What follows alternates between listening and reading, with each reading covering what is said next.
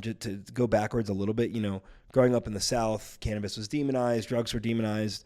And so, I hadn't tried it until after college in Chicago. And I finally, got talked into trying cannabis and was like, why has this been demonized so much? Like, I don't understand. And I started doing research and, I started enjoying consuming it and it started to help my anxiety. And then, we decided we wanted to get involved in the space, invest as sort of a learning mechanism. And very quickly, I learned about all of the injustices of the war on drugs and these things that I just, had the privilege of not knowing about very deeply. And, I found quickly that is crucial if you're going to be involved in the cannabis industry to be involved in drug policy reform and, getting people out of jail for this plant, and considering that the laws were so disproportionately enforced by race. Like, there's just so many aspects of it that made me sick. So, early we invested and tried a bunch of things, and Leaflist being one of those, and I'll dig into that. But it wasn't long before I cared more about the policy and the criminal justice than the business.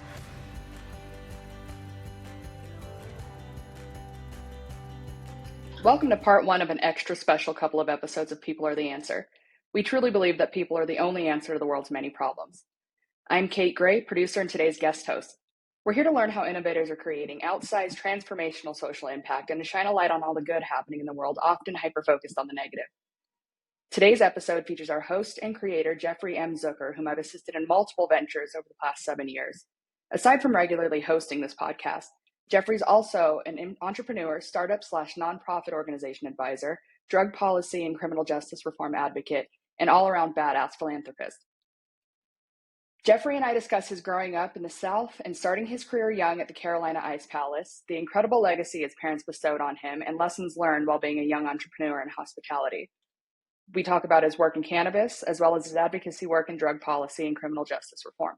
We also cover his goals for this podcast and his forthcoming movie, The Late Game, which we failed to mention that, in addition to producing, he also acts in. Here's Jeffrey M. Zucker on People Are the Answer. Thanks so much for checking out this episode that is reluctantly about me. I just wanted to add the note that this was recorded before the atrocities of October 7th in Israel. And honestly, my own and many others' entire worlds have changed since. And, it's different listening to myself even speak before that. But I just wanted to add that caveat into this episode. And thanks again for listening and for supporting People Are the Answer. Jeff, thanks for letting me talk to you into doing an episode on yourself. Yeah, no, happy to do it. And, you're not the only one that's requested it over the time that we've been doing this podcast. I think, I wanted to get a base of content out there, but I think it's helpful to get people to know me and learn what I'm up to a little bit more, and that'll add some more depth to future episodes. For sure. And speaking of what you're up to, feel free to hit the little dipper at any point during this recording. Yeah, for sure. No, that's worth mentioning. Like, I've contemplating cannabis consumption during my episodes. I don't want to bother any guests or anything, so I haven't really figured that out. Bill Maher smokes joints throughout his podcast, so, it seems like I'm in fair company. But, I'm a frequent cannabis consumer, consume a lot throughout the day. It helps me in a variety of different ways. Happy to go into that in another episode in more detail, or maybe in this one later. But I want to show people that just because you consume a lot of cannabis doesn't mean you're a stoner. For some people, it helps them function, like myself. And, I'm open that I have a lot of anxiety, and it's really helpful for that, among other things. And the way Seth Rogen put it in his book Yearbook, like, he talked about how, he consumes pretty much constantly cannabis. And for him, it kind of helps him function in society. And the way he put it is, like, you wouldn't judge someone for needing shoes to go through life, and like for him, he needs cannabis to go through life. And I've certainly known the difference of not consuming anything in the various levels of consumption over the years that I've tried. And it's an important part of my life that I don't mind people seeing. So I want to get into your background, Jeff, like who you are. We know you're from Charleston, but you're based here in Denver. What's your current role? What motivates you? Yeah. I'm from Charleston. I mean, my current role is like a bunch of things. I do a lot of things. I've mentioned on the podcast, serial entrepreneur. Started in residential real estate in college, and I've since gotten into film production, tech, cannabis, hospitality, a variety of things. And these days I am heavily focused on my film production business, as well as my work in drug policy and criminal justice reform, and obviously this podcast. So we know that you grew up in Charleston. What was it like? Yeah. Oh, yeah. And you asked me what motivates me as well.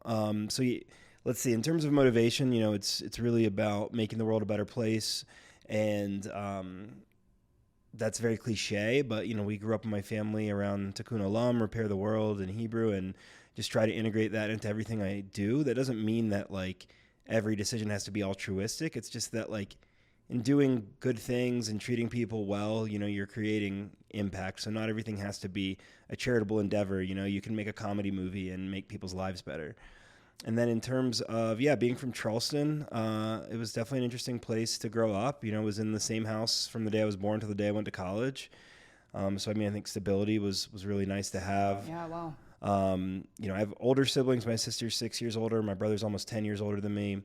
And so I kind of got both experiences in terms of being a sibling as well as sort of being an only child. My sister went to college when I was in, probably middle school. And so I got both of those angles. Being the third child, I also feel like, for better or worse, less discipline, less oversight. I was incredibly independent as a kid and just always wanted to do my own thing. I remember dreaming about getting my license eventually and the independence that was going to provide. And that's kind of what it was like. And Charleston, it's different from the rest of the South, but it's still the South, and beautiful place to grow up, but just really deep history. And when you grow up in a place like that, you don't necessarily understand the politics fully because you're in it, and there's a lot of influence around you. So I've talked about on other episodes too, just how I felt like it was important to move other places and learn other things, learn the ways that other people saw things. And, certainly came out of there when I went to Boston University with some biases that I learned to work through and, have tried to improve upon. And so Charleston, everyone's so nice. It's known for the hospitality and the friendliness, but just that the cultural aspect and systemic racism there, it certainly exists. And, I think I grew up in somewhat of a bubble and didn't necessarily have to pay as much attention to that as, people of color were having to. And eventually getting involved in the cannabis industry is what sort of opened my eyes to the cruelty and injustice of the war on drugs, and to an extension from that being just the full insanity of our current criminal justice system. For sure. Yeah, I can definitely appreciate growing up in a place and being taught one thing or another, having to learn yourself, maybe this isn't exactly, where I want to be or what I'm trying to learn about. So I commend you for, branching out. Yeah, no, it's weird. I want to mention too, I love Charleston. It's awesome. It was a great place to grow up. Great people. It's beautiful. It's way too humid. I don't ever want to leave Colorado in general, just because there's not a lot of humidity here. But yeah, it's a great city overall. It's grown a little too much, I'd say, over the last 15 years. But certainly somewhere I always plan to visit. Yeah, actually, last summer when you were shooting the late game, I remember getting off the plane and the humidity just hit me all of a sudden. I was breathing the weather. It was intense. But moving on, can you think of an experience from your childhood that showed the importance of giving back? Yeah, and obviously, most of these questions are ones that I've asked other people, so I've thought about them before. But this one, I tend to have a not so specific memory, and so I'm going to try to give a couple of examples. But the one that always immediately comes to mind with this question, I mentioned it, I think, in the first episode of this podcast, talking to Alex Hodara. But once when I was little, it was the weekend, and my brother and sister and I were piled into my parents' bed watching TV, and there was a charity auction on TV, and my dad let us all pick a bunch of stuff, and we were so excited. He's what do you want? What's cool? And so we went with him to pick it up in a trailer, and my specific memory of it isn't that detailed, but so some of this is coming from like my brother and sister, having been older. I was pretty young, but he got a trailer, we filled it up, and then he drove us to the orphanage, and we were like, oh, what are we doing here? And he's like, oh, you guys thought this stuff was for you? No, I just wanted to know what kids like. And Amazing. So then we got to bring stuff there, and I'm so glad that I learned early that there's people in need. Having a 3-year-old and an almost 9-month-old, like, I want them to know that, and as best I can, without, we try not to spoil them, but just as long as we can make them conscious of what's going on and how they can help people, it's so important. And so, that was an early awesome lesson of just like, you don't need everything you want. Mm-hmm. And there's people out there that don't have the opportunity. And so that was the big one that always comes up for me with this question. And then otherwise, we were frequently like going to like soup kitchens and cooking dinners and serving them, and doing a lot of work in the Jewish community in Charleston. And my parents, when they weren't working, they were so frequently busy with their philanthropic efforts, and not just money. Like, they gave their time as much or more than anyone. And I'm going on a bit of a tangent, and I know we're going to talk about my dad, but just this makes me think, like, in terms of giving, they say try to give your time, talent, and treasure. And, my parents have always given all of that. And my dad did the principal for a day, I think a handful of times, but it was really impactful for him. The high school by his office, North Charleston High School. And he would take it really seriously. Like, I have the chance to create impact at this school in the day, whereas, according to the people there, most people that were doing principal for the day is just like, fun thing to do. Like, see the school. Yeah, they'll help some people. But, he like took it seriously and would like try to make changes. And so that I kind of look back to that when I'm getting involved in any work that I care about. Is just like, don't just be there to be there. Right. Did he ever do it at your school? He did not. That probably would have been a trip. Yeah. Speaking of your father, you lived by his mission of Tikkun Olam, which is repair the world. I think that speaks volumes about who he was and subsequently who you are. For those of us who weren't lucky enough to have had the opportunity to meet him, can you tell us more about him? Yeah. Let's see. My dad was Jerry Zucker, and he was born in Israel. His parents moved to Israel toward the early side of the development of World War II, and most of their family perished in Poland, but fortunately his parents made it to Israel. And my dad was born in Israel, and his parents fought in the war for Israel's independence. And when he was around 3, they moved to the U.S. Through Ellis Island, and they eventually ended up in Charleston, and they spent a handful of years there, I think probably 7 years. Then they did a year in New Jersey, and then they eventually ended up in Jacksonville, Florida, which is where my mom was born after her parents moved over after the war. They were in Poland, and then in Germany at a displacement camp. Wow. And so that's my mom's late sister, Eva. She was born in the displacement camp in Germany. And my dad's parents helped start the Jewish school in Charleston, which at the time was the Charleston Hebrew Institute and is now Addlestone Hebrew Academy. Then they went to work at a Jewish school in New Jersey for a year, and then I don't know exactly what brought them to Jacksonville. I think maybe they had some family there or something. Moved down to Jacksonville, were deeply involved in Jewish education there.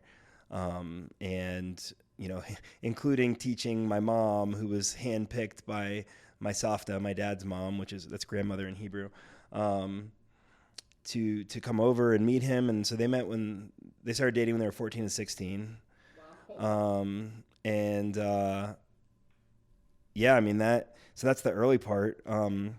I guess I don't know how deep I was supposed to get on this, but I think that is part of the story. And from there, they kind of were inseparable, and they went to the University of Florida together. And my dad was a triple major. I think my mom was a double. He was physics, mathematics, and chemistry, and they also ran a deli, a laundromat, in a record store at the same time. So Wow. is pretty crazy. Sounds like you. Yeah, a little bit, like doing a lot of things at once. And I mean, they came from nothing. When they got married, they were born, when they got married, they lived in a trailer. And, I'm always trying to do justice to my grandparents surviving the Holocaust and my parents turning nothing into a lot, and also helping people along the way and never letting that side of them go away. And so yeah, they were running a bunch of businesses while getting multiple degrees. So they were very busy. And my dad was an engineer, my mom was a teacher, and my dad had a variety of very interesting engineering jobs. And then in 1978, they moved to Charleston, and he had a job at RM Manufacturing. And eventually, I'd say probably within the next 4 or 5 years, he and a business partner bought out that company, started the InterTech Group, which has grown into a multifaceted organization, originally starting in manufacturing, doing a variety of things in the engineering space, and now, doing a lot of things in real estate, and otherwise. Since my dad has been gone for about 15 years, we've been really having to simplify the organization because he had this very layered mind and complex mind that could see visions around all of these various things in the portfolio, and he had all sorts of plans for them. So it's been kind of like, all right, how do we simplify this to where our family can manage it? Yeah. Wow. What an incredible story. Big shoes. That's amazing. It's not just like a regular story too. It's kind of a love story in there, and that's awesome. I love hearing it. So let's talk about your early career and how you got to where you are now. It looks like you were the co-owner and consultant of South Carolina Stingrays starting in 95, so you must have been 6 years old. Tell us about how your influence at 6 years old eventually got your family involved with the Stingrays ice hockey team. Yeah, so I'd say it was probably like the Stingrays came to Charleston in 93, the 93-94 season, and then we had an opportunity. My dad had an opportunity in the 94-95 season to become a part owner, and I had been playing NHL 94 on Sega Genesis, so that was like my extent of my hockey fandom, but it was rabid at that moment. And Shout out Sega Genesis. Yeah, absolutely. And he had this opportunity to get involved with this, and he, the story goes, again, I don't remember it that well. The story goes, he came home and asked me what I thought of it, and I was like, oh, that sounds really cool. And this was 95, so I would have been like 6-ish. And yeah, so that year was first grade. And then starting in second grade, I went to pretty much all the games. Like I just have a distinct memory of only missing 2 home games that year. And, it was just a really cool part of my life as a kid was getting to go to the Stingrays games and like having something to look forward to, even if it's just like a Tuesday night, and just like the freedom that comes with like, yeah, you get to stay up late tonight because we're going to the game. Right. And I was, my mom and I would go an hour and a half early because that's when I wanted to be there. And I'd read through all the stats and everything before the game started, and I'd be the only one sitting in the arena like pre-warm-ups, and it was cool. I got to learn everything about hockey, every single thing that can happen in a game, and going always to the minors and not going to an NHL game until I was like 12 or 13, I think like helped me appreciate how like the major leagues are special. And yeah, so it's just the Stingrays have always been a huge part of my life. So yeah, I mean, it's like half jokingly on my LinkedIn that that I was an owner and advisor from age 6 or whatever, but I was consistently involved in the team. And as I got into high school, that turned into like more of actually, weekly meetings with staff members and stuff like that. And yeah, the Stingrays were a big part of my life, and I lost some touch with them when I went to school, but I've always tried to go to at least a game a year, less so since COVID. But back a couple years ago, we sold 90% of the team to a great guy, Todd Halloran. And, that was really just, we didn't have the bandwidth in our family that the team really needed to get to the next level. And, minor league sports is a tough business. And Todd was someone that has had a lot of success in business and just wanted to run a hockey team. And he has done a really great job. We're glad to still be involved at our 10% level. Todd and I stay in close touch as well. And the current president, Rob Kincannon, who's awesome. I watched him play as a kid. So, the Stingrays they taught me a lot. And, originally going into school, I wanted to be and I wanted to work in the NHL in some capacity, whether as, a GM or an agent. And a lot of that was from my experience with the Stingrays. Awesome. Well, glad to hear that they found a good home with Todd. And it also explains your encyclopedic knowledge of the sport. So I also wanted to get into your history with Jared Bednar, who is now the current coach or head coach of the Colorado Avalanche. Yeah, I mean, one of the coolest things about the Stingrays is we've had tremendous success developing people that do go on to bigger roles, whether that's coaches or equipment managers or otherwise. But, Jared Bednar was our first head coach in the NHL. The year that I moved to Denver in 2016, he became the coach of the Avalanche the same year, which was really cool. I had already before he got hired, I'd put in a deposit on half season tickets, and then he got hired. I was like, I have extra rooting interest. I upped that to full seasons. I've had them since. And he was a player, an assistant coach, and a coach for the Stingrays over 15 years. And it's pretty rare to see somebody be with a minor league team that long and then go, to the NHL. It's not crazy to think there's someone that's a lifer in the minors that's there that long, but he really paid his dues. And I remembered when my dad told me he was the choice for the coach when he'd been the assistant, and I transparently I didn't know, because I felt like we hadn't had a lot of success in the playoffs in recent years. I was like, do we need a new voice? My experience in hockey, my dad was like, he's been loyal to us forever. Let's be loyal to him. And I was like, yep, that makes total sense. And, he and I were already close. And fortunately in Denver, we've been able to stay in touch. And, when he first took the job, I remember, both dreaming probably quietly and out loud that he would bring the cup here and get to raise the cup as the head coach of the Avalanche while I was here too. And he did. Wow. Yeah. In 2022, it was awesome to see them win the cup. And, so he's just this dream story of going from a gritty defenseman to an NHL coach and putting in tons and tons of work along the way. And now the Stingrays, as of this summer, we have another head coach, Spencer Carberry, with the Washington Capitals. And Spencer's an amazing human being. His wife was the nanny to my niece and nephew for a while. And he's just one of the nicest people in the world and very smart and obviously a great hockey mind. And then we also have an assistant coach, Ryan Morsovsky, with the San Jose Sharks. Ryan is probably, because we're right around the same age, he kind of, I had a different dynamic with him than I'd had with any of the other coaches. And it was cool. It was kind of more of a peer, whereas when I'm younger, I'm looking up to these guys, and that's nothing against Ryan. It's just, he's amazing. We were just, the same age, and also he's super driven like I am. And so it's been really cool to see him get to the NHL. And then we also have an assistant in Calgary, Cale McLean. And the cool thing about Jared Bednar, Spencer Carberry, and Cale McLean is they all also played for the Stingrays. Wow. And so, just, having – I don't think there are many minor league hockey teams that can show this success in developing coaches. And we've certainly done it with players. We've got the equipment manager of the Seattle Kraken, assistant equipment manager of the Columbus Blue Jackets now, among others. So,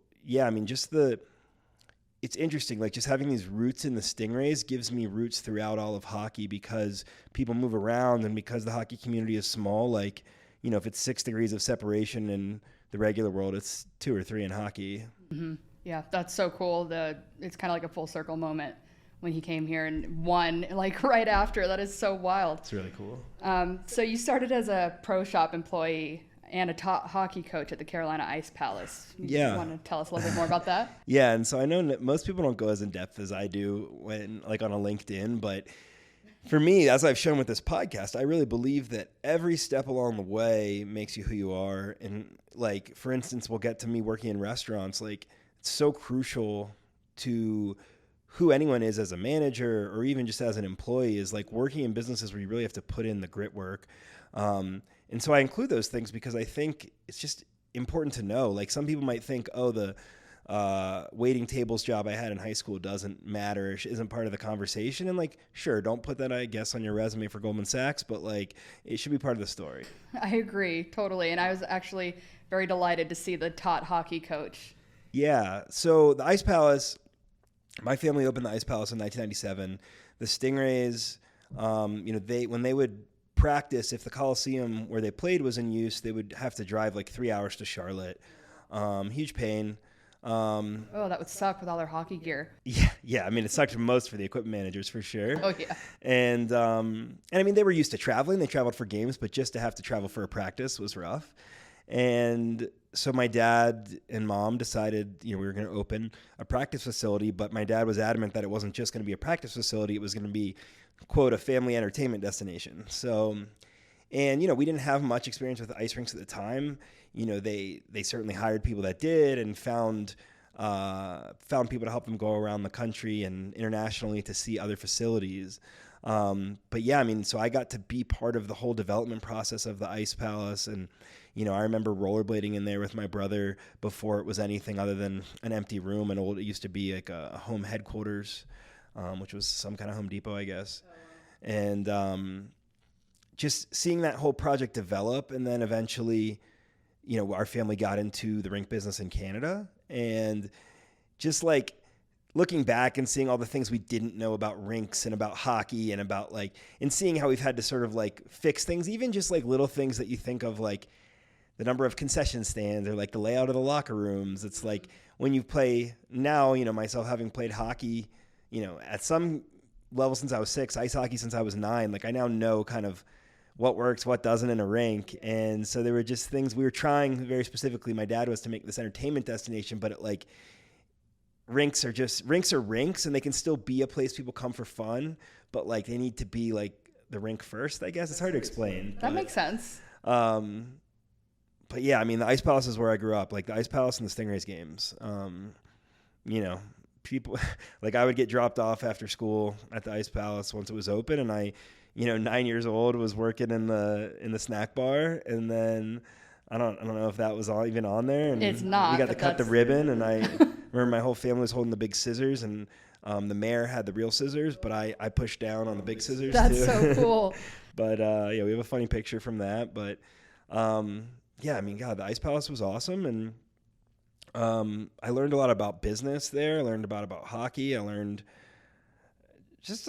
I just was really soaking up so much, looking back. And I spent tons of time in the pro shop. So that's where I would hang out after school, and working there for at least, I worked in there a couple summers, but once I got into high school, I wanted to work away from family business. But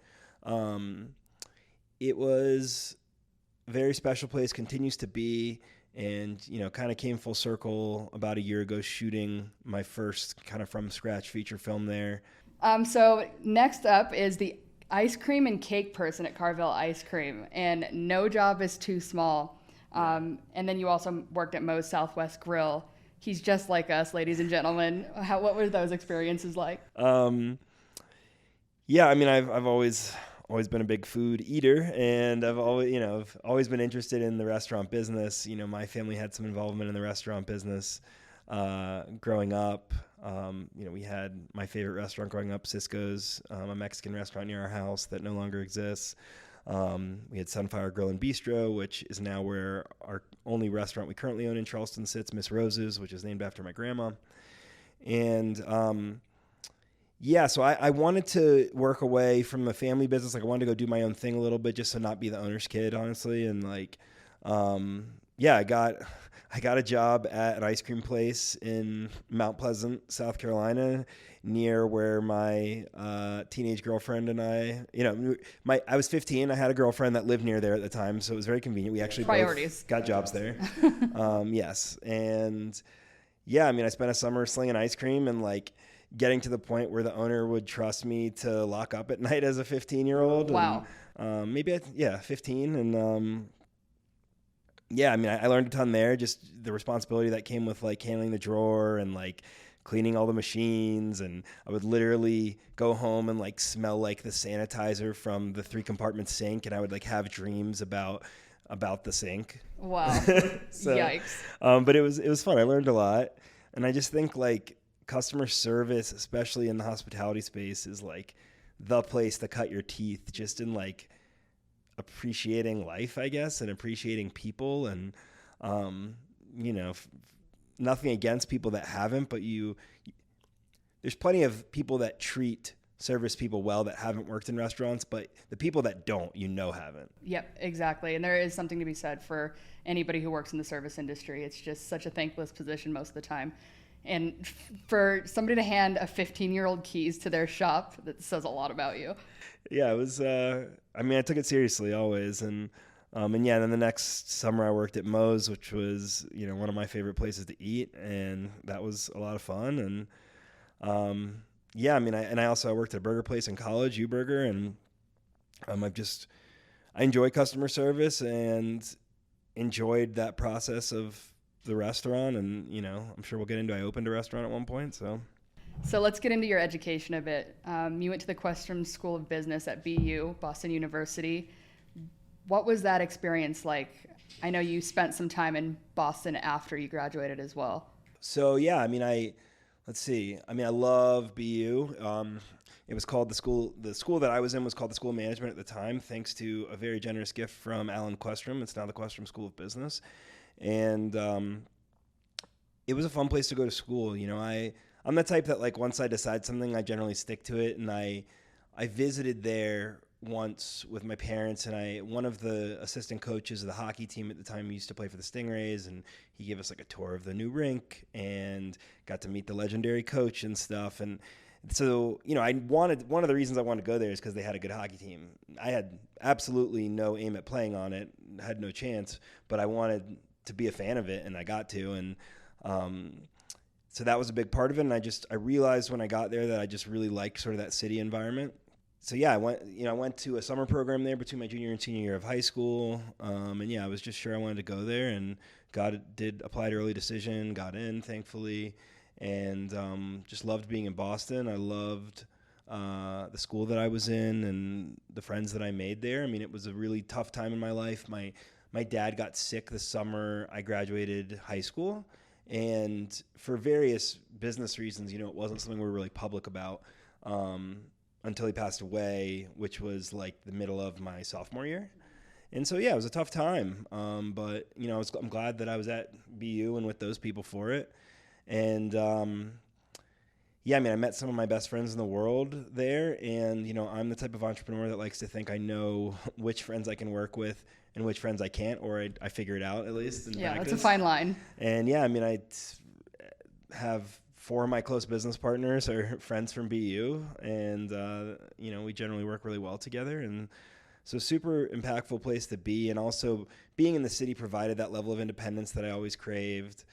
You could get anywhere on the trains and just kind of do your own thing. For whatever reason, I always wanted to do my own thing. And Boston was an awesome place to go to school. And I mentioned working at U-Burger while I was there, which U-Burger's, in my opinion, the best burger in the world. Shots fired. Unfortunately, so their first location opened my freshman year. Unfortunately, it recently, post-COVID, closed. They still have 1 location left in a suburb, but it was an awesome place to work. Great owners, Nick and Spiro, and learned a lot from them. And that's kind of the briefer. Oh, and the other big part of the Boston experience is obviously the hockey team, which I got into previously. Kind of similar to my Avalanche dream here. The one thing I really wanted to happen in college was for us to win a national championship. Yeah. And the BU hadn't won a national championship since '95. They'd lost in the finals a couple times.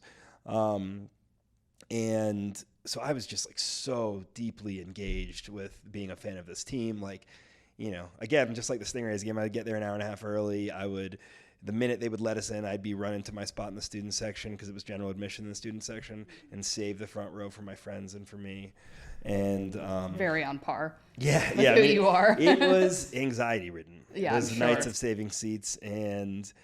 But someone told me recently, whenever I talk about BU hockey, I tell my friends about how you used to save us seats, and I'm like, all right, it's worth it. Totally worth it. So it was literally being on the ice with the team. We're standing behind the net where BU shoots twice. So wow. It was just, it's when you're celebrating a goal, it's like you're celebrating with the team. It was just, it was awesome. And, people would ask oh, do you want to work for the team? And stuff like that. And there were things I thought about at some point, but I'm really glad I just decided to be a fan. and college hockey fandom. Like, college hockey isn't huge outside of the college hockey community, but within it, it's rabid. And, I'm sure.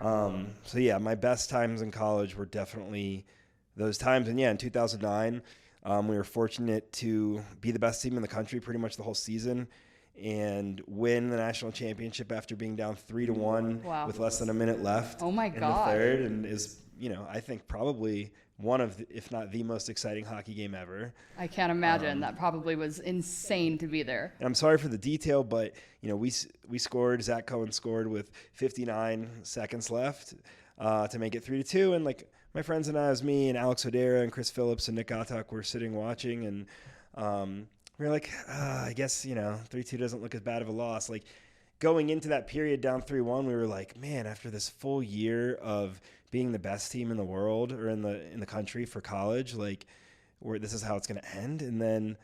But then we never fully let down hope. Our legendary coach Jack Parker pulled the goalie with over 3 minutes left, and there were some really scary moments where they almost got an empty netter. But with 17 seconds left, a guy still playing in the NHL, Nick Bonino, scored the goal to tie it up. It was one of the best feelings I've ever had, was that tying goal, despite the winner coming up after that. And it was incredible, and it was in Washington, D.C.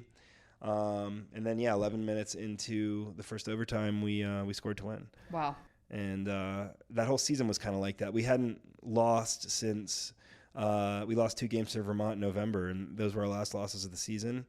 And anyone that has been in the school management or Questrom School of Business at BU, I assume they still do it, is familiar with the core program. And basically it's a semester-long program where you're with one team the whole semester in every class working on a business. And so it's very intense. Yeah. And like I think our business plan was due right before we left for Thanksgiving. And I was like, I'll work up until the game starts. I won't go early and save my seats, but like, I'm going to these 2 games, and those were the 2 losses. Wow. So some of my teammates might not have been too happy, but I was otherwise a very good teammate. And so BU hockey, I can't talk about my experience at BU without talking about BU hockey, without mentioning that 10 guys from that team skated in the NHL. It's pretty unprecedented.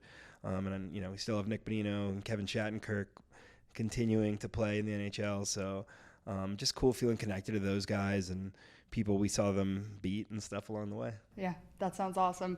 What a cool, formative period of your life. It sounds like it was really exciting and also some hardships, but I'm glad you had the support you did. Yeah, I feel like I'm going to talk for hours, so apologies. I mean, this is your podcast, so it's okay. Let's get into your internships that you did over the summers. Sports marketing at Passport International, Bank of America, and Newport Sports Management. Yeah, I mean, honestly, I think people often think of internships as sort of throwaway, but all 3 of those were actually pretty formative for me. Really, so Passport, I did the summer after senior year, and, I'd been working at Moe's before that, but I wanted something more businessy. For learning purposes. Well, you got it. I went back to being the owner's kid. My family owned Passport International. It was an apparel company. Amazing. They had an amazing staff. We sold it, a while back. But Mike Fuel, who ran it, still with our company. But I learned a lot that summer. It was the summer I found out my dad was sick. So honestly, it was very trying for me. It was, there were days that I just couldn't do things. I just couldn't get much done, and I felt horrible. But in the moments that I could work, I worked really hard. So it's kind of eaten at me since, and I actually talked to Mike about it within the last couple of years. But nothing. It sounds like it was nothing he noticed. I certainly always did as much as I possibly could, but I learned a lot there. I learned a lot about creating apparel for sports teams and about inventory management and warehouse management. I spent a lot of that summer in the hot warehouse, and the handful of songs that kept playing on the radio, the same way when I worked at restaurants, they would just stick in my head so deeply. And so whenever they come on, I go back to the warehouse. But yeah, so spent a lot of time in the warehouse there at Passport, worked with great people. And I think that was a good summer thing to do before going to college. And then the next summer I did Bank of America. Again, the impetus for me was really just I want to find something that will be good on my resume, that shows that I'm doing something in the summers, but like that'll be interesting. And so they kind of, I'm privileged. Like we know a lot of people, thankfully. And like, I knew people at Bank of America through my family, and, they kind of built an internship for me, which was really cool of them. And I got to spend I forget the exact amount of time, but I got to go through 6 different lines of business over the summer. So I'd spend maybe like a couple weeks in each one, from like commercial mortgages to private wealth. Actually, I don't even know if they allowed me in that one, but to like banking, to like service centers. So like I did mystery shopping at banks for part of my project. And then the deliverable at the end was kind of presenting to their executive team, the local Charleston team, an overview of how I saw the services of the bank and like kind of ideas that I had. And, I'm never going to forget the tagline that I came up with based on my experience. It was community comfort, world resources, because I don't know, this obviously could have been a Charleston thing, but everyone was super nice and just thoughtful, I felt like. And I felt like, at least, I don't think it's probably the case anymore for Bank of America, maybe, but at the time, just like the service and the banking centers was very just really good and nice and all of that. So I kind of felt like they were trying to provide, like they were a community bank in terms of how they treat you, but they obviously had world resources. That supposedly got sent up the chain as a potential tagline for something. Never turned into anything, but I felt cool about that. That is cool.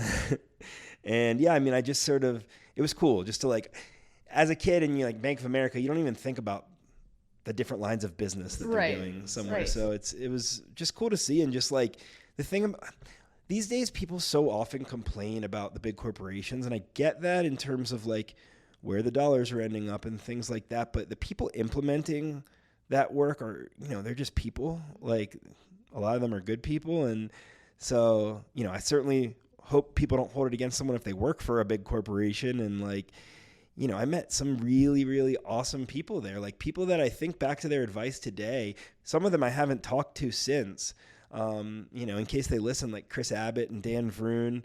Like I remember stuff that they told me at that internship that like, they wouldn't remember telling me probably. It's like, that's happened to me before too, where someone's come up to me and they're like, this thing that you said to me, like I've kept thinking about and I don't remember saying it. And it's really nice. So, I hope that those people, Wendy Kopp as well, I hope that those people, and Kara Fox, sorry, I'm stopped. But I remember these people, this was my freshman year of high school, and that's how welcoming and stuff they were. So, and that's the impact they had on you. Yeah. And I just think that's important, and I think those people lent a hand in all the impact that I'm able to have. So, Bank of America was really cool. And the next one though is probably the coolest job I've ever done. No offense to like my own businesses, but excuse me. But yeah, so Newport Sports Management, that was summer of 2008, the summer after my dad passed away in April. But like, he and I had been talking about this internship, like, I wanted to work in the NHL, and this was my first NHL job. And Newport Sports is like the biggest hockey agency. And yeah, so I mean, I was in a weird place mentally, but I went there and I just, it was really, I think like the actual time on the calendar was only a little over a month there, but it was like 24/7 work, because it was when I got there was like kind of the later in the re-signing period, so it was probably like late June.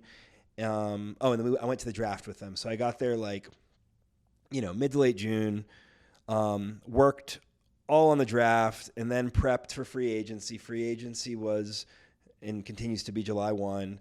And then, and then I think we worked like 24/7 basically through up until July 4th holiday. Wow. And so, yeah, I say it was a summer because, it doesn't sound like much in a month, but God, you packed a lot into that month. Yeah. And so it was the coolest thing ever. I mean, Donnie Meehan was great to me, the founder of the company, and I really, Pat Morris took me under his wing, still one of the power agents in the NHL. And he also, he knew where I was mentally at the time, and he really, kind of took me into his family in a lot of ways for the summer. I lived at Donnie's, but, he was traveling a lot, and I would go to dinner with Pat and his family and, still talk to his kids. And, yeah, I mean, so that was just an important time in my life. I needed that. And don't get me wrong, it was like a lonely time too, because I was like by myself a lot during that one, that was tough in that time. But yeah, I got to do all the things I dreamed of doing. Like I would sit at home, I would get caught in class in high school trying to like read stuff that I'd printed out from TSN, the Canadian like sports site, in class. And so like, on the trade deadline day. And so like literally be in the middle of the draft in a free agency was like an absolute dream come true for me. And we had such an incredible roster of clients. And, for hockey fans listening, like this was the 2008 draft, which was an amazing draft. Our clients included, and I'm sure they wouldn't want me to give you a full list, but they include Steven Stamkos, Drew Doughty, Alex Pietrangelo, Erik Karlsson, among others. And there's a video on YouTube where Steven Stamkos gets drafted first overall, and in this particular video, you can see me like in the same row. So it was a big deal for 20-year-old me. I'm wearing a suit at the draft, so like a couple little kids are like, "Are you a player?" And I'm like, "If you knew anything about physique, then you would know, but I'm glad you don't." But it was, it was just like the coolest thing ever for a kid that was obsessed with the NHL. If you're enjoying this episode, I would greatly appreciate if you could review, like, comment, or subscribe on your favorite platforms. Your engaged support goes a long way in helping the show grow and getting our impactful guests heard. Now back to the show. That sounds amazing. What an intense time. It sounds like it could have been really hard, but having mentors that took you under their wing during a time that was so important to you is incredible, and I'm really glad to hear that. Yeah, and same thing as at Bank of America in terms of the people. Like I mentioned Donnie and Pat, but like Mark Guy and Rand Simon, and Craig Oster and Wade Arnott, like just incredible human beings that I, again, still lean on things they said to me. Amazing. That's so cool. The last story I do want to throw in from that one is just for any hockey fans out there. This will be a good clip for you guys. So this was the summer that Sean Avery became a free agent after playing with the Rangers, really establishing himself. And one of my biggest jobs of the summer was to create basically like a sales deck for Sean Avery, the hockey player. And so like, if you're not familiar with Sean Avery, he is like a larger than life character who was very controversial, said whatever was on his mind, and like is very different from the average hockey player. He was really into fashion and like would work at like Vanity Fair in the summer. And, now it continues to work in fashion and, continues to been acting and doing podcasts and all that. So big, like cool, interesting character, fascinating guy. And I built this sales deck about him, and I'd be like digging into these ridiculous stats, like his points relative to hits or points relative to time on ice, and like categorizing him with comparables in the space. And I got to, I remember, I think it was Ken Holland, who was the GM of the Wings at the time. He's the GM of the Oilers now. Pat had him on speaker, and he's like, "Yeah, my intern Jeffrey's here." And he was like, "Oh, is that the one that made that Sean Avery book?" So he saw it. Yeah. So that is like, at least my work's getting noticed. Sean Avery went on to sign a big deal with the Dallas Stars that summer. I got to listen into some of those calls. For any hockey fans out there, the rest of the story and the mess that became, but he ended up back where he belonged in New York. That's awesome. So from there, you became an intramural referee for ice hockey and ice broomball at BU. What's broomball? Yeah, so I did that, I think at least for 3 years of college. So, I got to ref a little bit like growing up. And so, it was a fun way to make some side money. And broomball is, I don't know if it's still the case, but at the time was the most popular intramural sport at BU. And it's kind of like a version of hockey that anyone can play, because you play it with shoes and you play it with, they call it a broom, but it's got more of a rigid end on it than that. You just, it's you and a bunch of your friends on the ice hitting the ball around trying to win. I think senior year, maybe we didn't get to play because one of the years of school we didn't get to play because of some maintenance to the rink, and they had a lottery, but it was one of the most fun games to play ever. And like, I had briefly tried it in Charleston with some people, but like it had more of a culture around it in Boston. And so, I like to think that's still going on. It makes me want to see if there's broomball leagues in Denver. because it's a lot of fun. But I mean, getting to ref hockey was fun too. I played intramural hockey also, so I played all of those and ref those, and it was a fun way to be involved in the school community. For sure. I think I know what our next company outing is going to be. Try to find some broom ball. That would be awesome. Would you ever ref again? It's crossed my mind, but mostly I lean no just because of the time commitment, and like I have to be careful about the time that how I use my time these days. I'll ask you again in a few years when Keelan or Rowan are into hockey. Maybe I'll be coaching at that time. So. Oh yeah. Okay, there you go. So from there you went to play-by-play broadcasting at fasthockey.com, which seems like a super high stress position.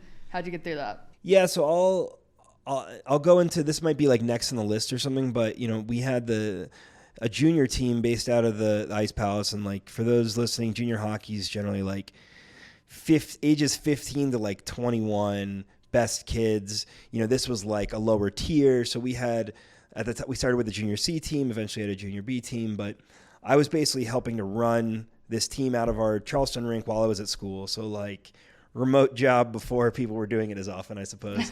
You pioneered it. Yeah, and it was kind of like almost an extra full-time job in college. Just like, I mean, me and Matt Mons, who was the GM of the Ice Palace at the time and is like a brother to me, we were running that team. And part of that, for the games that I went to, I wanted to broadcast them. Like streaming wasn't like a big thing at the time. I couldn't get the video done on my own, but I could get the audio done on my own. And I always loved hockey radio because it's so much more descriptive generally, because like, that your listener can't see. And as a brief aside, it pains me when teams now sometimes just use their TV audio on the radio. It's just like, why would anyone listen? Anyway. But yeah, so I did the broadcasting for that. I did, a handful of games for the Wolverines that I was able to go to.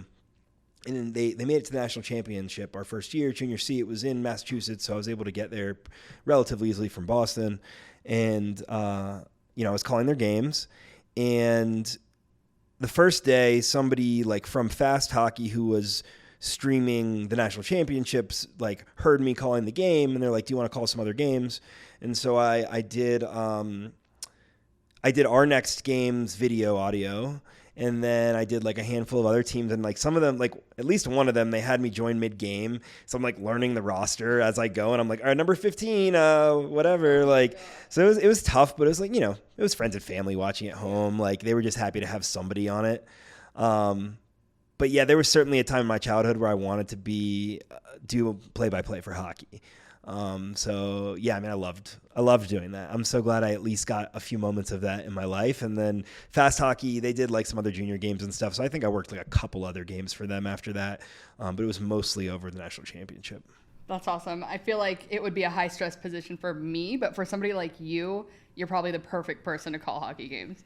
I definitely, I was way better back then. Just my hockey, like general knowledge and everything, like college was my peak. I would use all my free time to like know everything that was going on in hockey. So I think like that version of me was really, was certainly a great person to have broadcasting. That's probably like a long-term like core memory at this point though. For sure. And like, if I'm not coaching my kids one day, assuming they want to play, I'm not going to force them.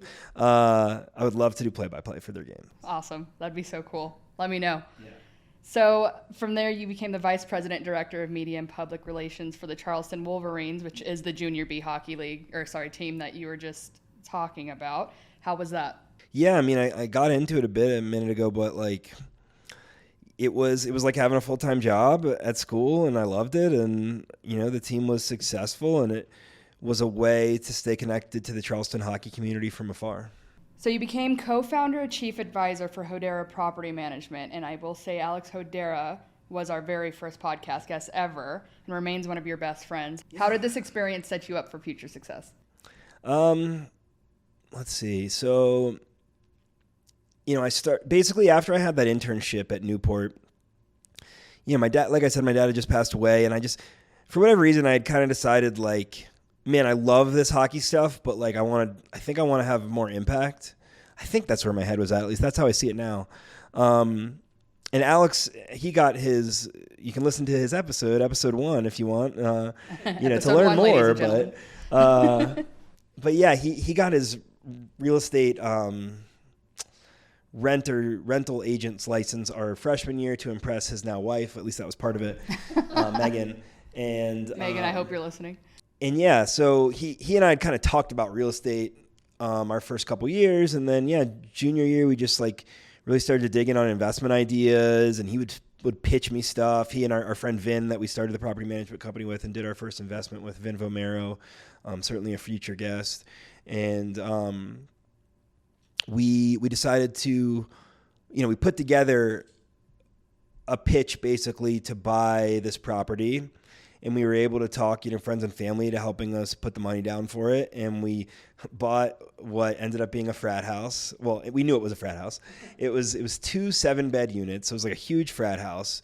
And, my thinking as like a naive 21-year-old is like, if we take really good care of this house, they're going to be like so happy and they'll take care of it back. Yeah, as frat members do. Yeah. So they didn't. But, so in conjunction with buying that property, we started a property management company, Hodara Property Management, to go along with Alex's existing Hodara Real Estate Group, which was, at least called at the time, the only fully student-owned and operated real estate brokerage. And Alex, he had a whole fun setup, going in an office full of great people, friends that were rental agents and stuff. But we bought the property. We started a property management company along it, and then we also, got some other clients for the property management company. In terms of the frat house, they did not take great care of it.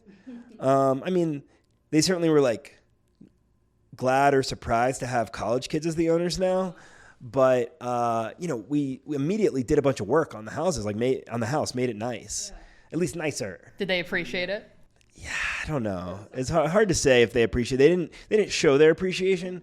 So it was, we spent our entire senior year, it was an amazing year. We had so much fun, but we were property managers the whole time. So it could be the middle of the night and there's like a fire alarm going off, or like the cops got called, or like they got a bunch of tickets for the trash and they didn't pay them, and just like little things like that, or like, the toilet's overflowing, and so we learned a lot that we didn't love the property management side. We stayed involved in that business for at least a few more years, but we ended up kind of making a trade with an awesome property manager, Keith Harrington, eventually to run our properties. And so we ended up owning that property, 3840 Gardner Street. I don't really know what its current status is, but we owned and operated it for 6 profitable years, so we were happy with it. From there, we ended up buying another property our senior year. And, we were able to really, because of the markets at the time and the rates, we were able to really fix up a property, put a lot of elbow grease into it, save a lot of money on that part, and then refinance them with higher quality, better rents, and actually have some money to then put into the next project with the way all of that worked out. Fortunately, Alex and Vin kept running the day-to-day of that as I decided to move to Chicago. That's awesome. What a cool way to get your foot in the door. Yeah. With your 2 best friends. Couldn't imagine a better start. So like you just said, from there you went to Chicago and you opened up Pizza Persona. You're a co-founder for that. You've brought this business up a few times before in relation to early career lessons. So what lessons have stuck with you after starting this first venture? Yeah, probably learned the most from Pizza Persona. I guess it depends how you define that, but so we kind of kept the real estate business going from afar, and I would fly in when I needed to. And but my friend James Kinnaird and I, we were roommates for a couple years, and we worked at U-Burger together. We were close friends, and we wanted to open a restaurant, and we wanted really to open a burger place, but we knew that there were a lot of those, and Five Guys was blowing up at the time, and so we're we could do a cool burger place, but we had very high aspirations and ambitions for the growth of this. We weren't the type that wanted to create a mom and pop single store. There's nothing wrong with those. They actually tend to be often more enjoyable, but this is as kids at the time, basically. And we moved to Chicago. James was from there. I was, for various reasons, decided I didn't want to be in Boston anymore. And, we wanted to go somewhere that we knew. So we went to Chicago, where James was, and or his family was. And we spent a long time looking for the right location. We really wanted to be in Evanston near Northwestern. We kept losing out on spots to like, corporations that weren't, college kids that had saved up some money. And and I say saved up, some of that is something that my dad left me, honestly, and like that, I decided to risk a bunch of it, and for better or worse. But so we opened Pizza Persona in January of maybe November of 2011, I'd say. And James and I learned a ton figuring that out. We ended up right on the border of Lincoln Park and Lakeview in Chicago. And the number one, I'll get more into it, but like the number one thing that I learned just looking at where I've gone in the story so far is just like how to be more thoughtful with our decision making in the early stage, and like making sure to pinch pennies early so you can save them for later, instead of like making the nicer decision in terms of like an aesthetic or something like that. One of the examples I like to use is that, we envisioned Pizza Persona as eventually being like this big chain. And so one of the biggest mistakes I think we made is kind of like starting it out to be that, which then kept it from sort of building its own character on its own and letting whatever that became expand. It's like we kind of like put the stamp on this is what it's going to be too early. And so an example is that we had to have custom cups. We had to have cups with our logo on them. And like, maybe we didn't do our due diligence enough. Like maybe we did, but whoever we were ordering with, like we had to order an absurd amount. I think it was 100,000. And James and I were just like, well, this is a non-negotiable for both of us. Yeah. So we're going to do it, and we're going to spend this money, and we're going to get it back. And, I'll say when we unfortunately had to close the business in 2013, I'm sorry to the storage unit owner, that we left those there, but it just would have been really expensive to move them. He'd gotten a lot of our money at that point, so it was fine, but he was not happy. But, we had a lot of cups left. Probably ended up in a Storage Wars episode or something. That would be hilarious. I'd love to know if they did end up somewhere. Maybe we should do a deep dive on Storage Wars. Yeah. I've watched a few seasons of that. Yeah, it's good. But yeah, James definitely used a bunch for beer pong and the like afterwards. But so we had an amazing staff. We had great food. So like I think we really were successful in a lot of ways. We had 4.5 stars on Yelp, and we learned the horrible nature of the restaurant industry, and just like, you have to manage like hundreds of things. And it's just like, unless you have something really great, worked down to a science that has built up this long-term, sort of space for itself, it's really hard to make money in that industry. And just like the ratio of work to profit is just like so rough. We would spend 90 hours a week in there usually, at least. And we ate, slept, this restaurant. Yeah, it was your baby. Yeah, like James and I lived in there, and it like was, it was like less than 2 years. I think we in total probably worked on the project for like 3+ years, but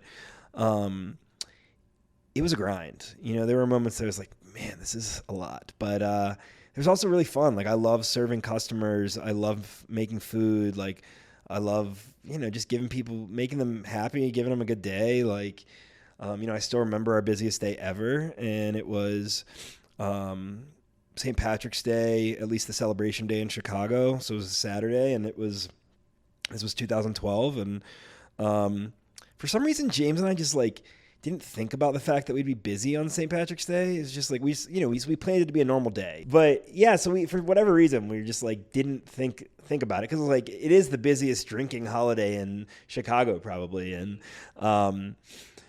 so I just like, we were normally staffed, which was understaffed for this day. And like I was working that day, and like usually, on the weekends we'd try to do just one of us in there so the other one could have a day or two. So I was working and James wasn't. And by the time we realized like how crowded it was going to be, James had been enjoying his day and like partying and stuff. So like there wasn't a ton he could help with, that he was comfortable helping with in that environment, which I agree, and but we had an amazing staff, and I like emergency called a handful of people, and like, one in particular, Maria Caracciolo, who I remember very well, like she was just so helpful that day amongst other employees in terms of like just making it through. We made green dough for St. Patrick's Day. So we had that thought, but for some reason we didn't think we were going to be busy. And we had to lock the door at night, but we had a line of people out of it. We closed, I think like 10 or 11. And it was just really hectic and crazy. And you just learn a lot on those days, and where you like just feel like so spent at the end, but it's also like kind of cool. And I mean, our business was growing over our time in it slowly but surely, but this was by far our biggest day. So it was just like really cool to see. And, there's a million things that we would have changed to do differently and sell better. But I mean, the biggest, we try not to make this an excuse. Like we could have done things a million times better, but the biggest sort of impact on our business was the Panera bread company next door became Panera Cares, which was this experimental pay what you can eatery. At one point they had 4 or 5 in the country. They're all gone now. But it was basically like, we're in downtown Chicago, and it's a pay what you can. So people would really camp out there, and like, I get it. Like, I don't blame the people that needed the food. But like there'd be a line with like grocery carts and stuff of like people in front of our door. So that was July, and we just precipitously saw the numbers declining, and we were getting to a point where it's like, we've already spent a lot of money. Do we want to just keep this breathing in this spot that clearly doesn't work? As much as we've put into it, like in business, that's a thing you have to, I probably should have learned it a little bit earlier in that process, but sometimes you just have to cut the cord. Yeah. And that's a really hard decision. It's something I've had to do with multiple businesses, unfortunately. I mean, I think most entrepreneurs, at least myself, fail a lot more than we succeed. And so you have to decide when is the time to re-engage or when is the time to cut the cord. So unfortunately we closed on James's birthday, January 11th of 2013. Sorry, James. And but we learned an incredible amount. And like the main reason we decided to close that day was because we were like obsessed with making sure we didn't leave our employees out in the lurch. So we made sure, I think we gave them at least 2 weeks of wages, maybe 3. And that was the end of the money basically for this project. And,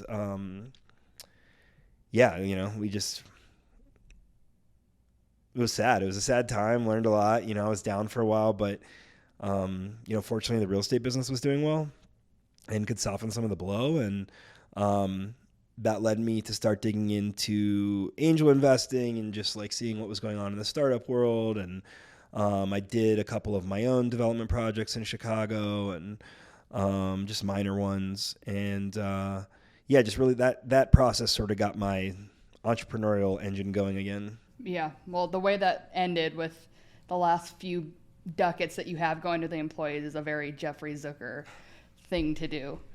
I mean, I broke down in tears to my mom over this. Like, just, I hate the idea of people counting on us and not being there for them.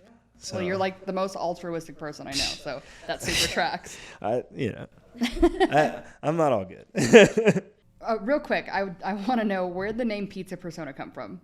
Man, naming in business is a really hard thing. Like, yes. I've dealt with it many times. And I've dealt with it with you many times. Yeah, it's a real tough thing. And so, Pizza Persona, I didn't explain yet, it's basically like build your own pizza, Chipotle style line for pizza. Some of those like Blaze Pizza exist now, but we had 3 doughs, 7 sauces, 6 cheeses, 20 some toppings, cooked in 5 minutes in our brick oven. And the name was really like, we wanted people to be able to like, the concept was discover your pizzanality was our tagline. So it's like, you're showing your pizza persona when you choose what's on your pizza. And we just thought it sounded good and decent, relative to all the other garbage we could come up with. And unfortunately we sold that trademark very cheaply to Persona Pizza, which is a chain now. Looking back, I wish I put up a little more of a fight, but damn you, Panera Bread. Yeah, I blame Panera. But I did actually meet the founder of Panera once, told him that we were the first of 7 businesses to close on that block, actually.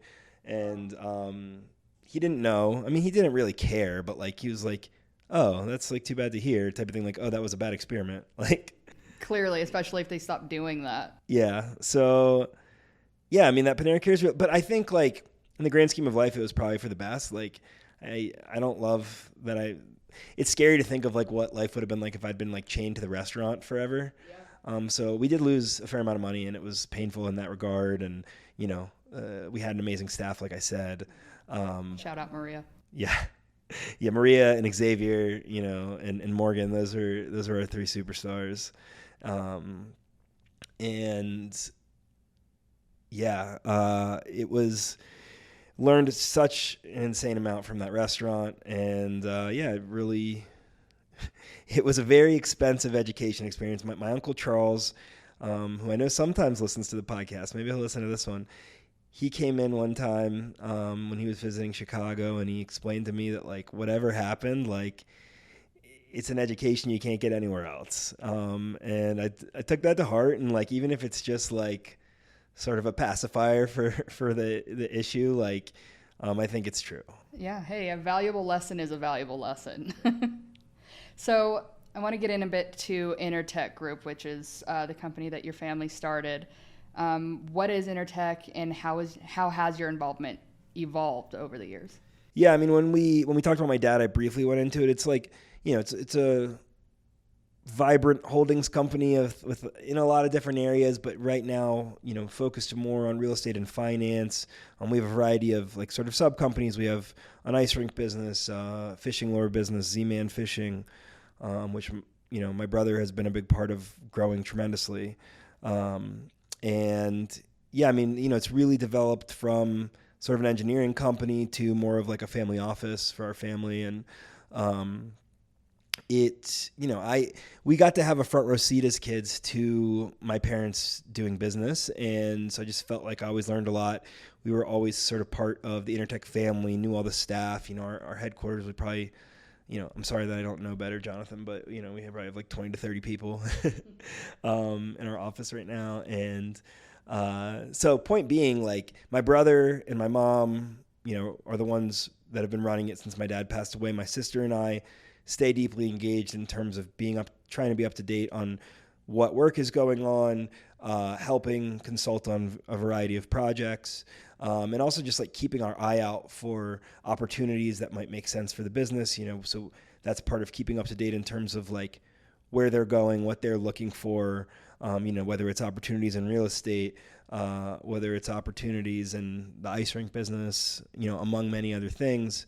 That's part of what we do. And really just, we work with my mom and my brother in terms of how to best create impact. My siblings and I we invest in impact businesses through a joint venture together called Anti-Gravity Ventures. And it's been cool. I mean, yeah, so in terms of InterTech, I mean, I've been deeply engaged in various capacities since I was a kid. And since college, it's been a little bit of a more formal sort of consulting role and staying, involved. But yeah, I mean, we're so fortunate that my dad put these building blocks in place for us, and it's up to us to sort of keep things stable. I mean, my dad immigrated to the U.S. Like, we're going to be second generation of this business, and a lot of businesses fail in the second generation. So it's just us like trying to figure out that process and make sure that we can continue to sustain our families and also continue to create the impact that we want to create.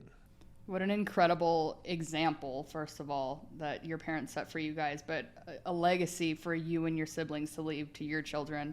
That's so cool. I know you guys do a lot of really good work, so really, really cool hearing more about that. I'm going to move to Leaflist now, which I know is kind of a labor of love, but essentially you started this business, you and your partners started this business during the cannabis boom. What was that like?